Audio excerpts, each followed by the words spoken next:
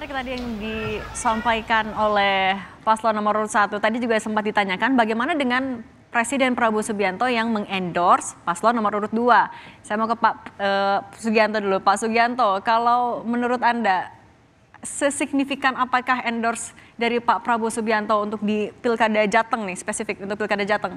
Aduh, sebenarnya saya pengamat ekonomi ya. Okay. Tapi menurut saya pribadi, ini bukan sebagai pengamat ekonomi, beda Prabowo sebagai presiden dan beda Pak Prabowo sebagai partai. Seperti kata juru bicara presiden. Jadi saya tidak masuk ke wilayah benar itu, tapi Pak Prabowo adalah presiden kita, rakyat Indonesia, apapun partai kita. Nah, menurut saya seperti itu. Makasih.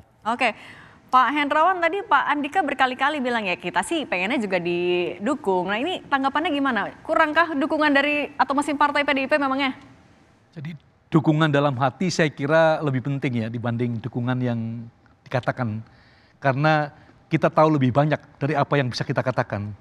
Jadi itu sebabnya mari kita lihat ya bagaimana nanti di lapangan begitulah ya. Tetapi saya percaya Pak Prabowo ini kan posisinya presiden, sehingga dia akan menjaga betul legal standingnya sebagai presiden. Oke. Dan beliau sudah mengatakan dalam berbagai forum ya, siapapun yang menang dalam kontestasi ini saya bisa bekerja sama dengan siapapun ya. Oke. Itu satu harapan dan memang posisi yang benar saya kira. Oke, baik. Nah, kalau dari Pak Deddy sendiri, paslonnya sudah didukung oleh Presiden Prabowo Subianto, tapi kan kita tahu Jateng kandangnya PDIP, ada presiden kelima juga di belakangnya. Kalau menurut Pak Deddy gimana? Pertama, saya kira Mas Lutfi Gus Yassin itu menyadari dengan sesederhana bahwa Undang-Undang Pemerintahan Daerah itu kemudian di PP 33 2018 kan menyatakan bahwa gubernur itu wakil pemerintah pusat. Kesadaran itu kemudian ekspresinya bagaimana? Bertemulah dengan pemerintah pusat. Hal ini kemudian juga ditegaskan juga dalam berbagai tadi diskusi, misalnya soal pertanian, bagaimana mensinergikan persoalan pertanian dengan program pemerintah pusat. Misalkan soal pangan tadi, bagaimana disinergikan program hasil pertanian ini dengan makan siang gratis. Maka kejelian tadi saya lihat muncul ketika misalkan problem-problem yang kita temukan tentang over kapasitas, overproduksi di sektor pertanian ini bisa disinergikan dengan program makan siang gratis misalkan. Itu yang dikatakan beliau-beliau tadi.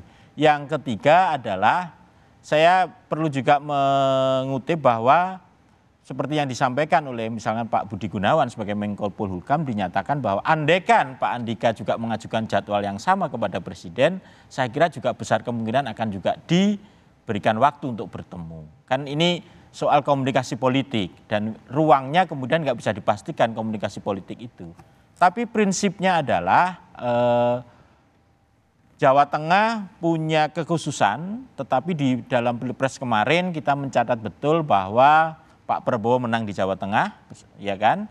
Kemudian Pak Jokowi yang juga punya pengaruh besar di Jawa Tengah dan partai-partai pendukung juga besar di Jawa Tengah, sehingga kolaborasi ini saya kira adalah kolaborasi yang menarik.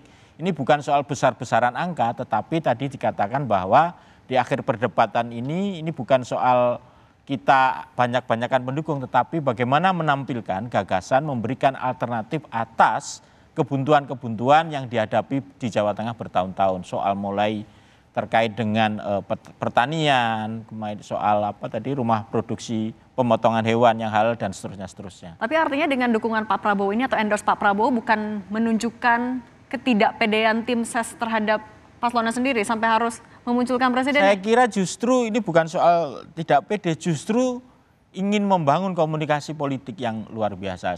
Kita kan memastikan bahwa kemenangan harus dirancang sejak awal, gitu kan. Maka komunikasi politik harus dibangun. Dan dalam hal ini Pak Prabowo Ketua Partai Gerindra, Pak Prabowo Presiden. Saya kira dengan memberikan dukungan itu dan di Jawa Tengah Pak Prabowo menang, kan ada harapan secara rasional itu memberikan efek.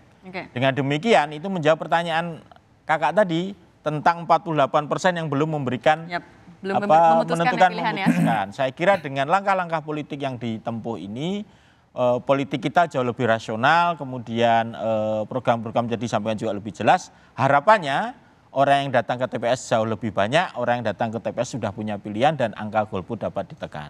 politik kita jauh lebih pasti dan punya harapan. Kira-kira begitu. Oke, baik. Tadi juga yang kalau misalnya dari kita melihat juga tadi dari konversi yang dilakukan oleh Pak Andika dan juga Pak Hendy, tadi yang juga sempat ditanyakan adalah soal kasus di Boyolali, ada produk yang tidak terserap, akhirnya ada protes membuang produknya. Nah, kalau di sana sendiri Pak, di Jawa Tengah, kalau menurut Pak Sugianto seperti apa? Kasus-kasus seperti itu seringkah? Iya, yang pertama kok saya juga berpandangan begini ya, bahwa siapapun gubernurnya itu pasti tidak mungkin tidak mendukung pemerintah pusat itu. Jadi menurut saya kaitan antara program pemerintah pusat dengan program yang ditawarkan oleh calon itu pasti terkait. Jadi bukan hanya karena terkait dengan programnya supaya kelihatan kait kemudian datang presiden, menurut saya itu catatan saya yang pertama. Saya yakin siapapun yang pasti akan sesuai dengan pemerintah pusat. Yang kedua, kalau kita bicara di Jawa Tengah ya tentang pertanian tadi ya, kalau kita lihat petani di Jawa Tengah itu kan 82% itu menguasai tanah kurang dari 5.000. Artinya bicara tentang kesejahteraan petani atau sebagian besar dari petani itu petani gurem. Yang sebetulnya itu petani yang hanya cukup untuk memenuhi kebutuhan sendiri, bahkan bisa sangat kurang, sangat mungkin kurang Mbak.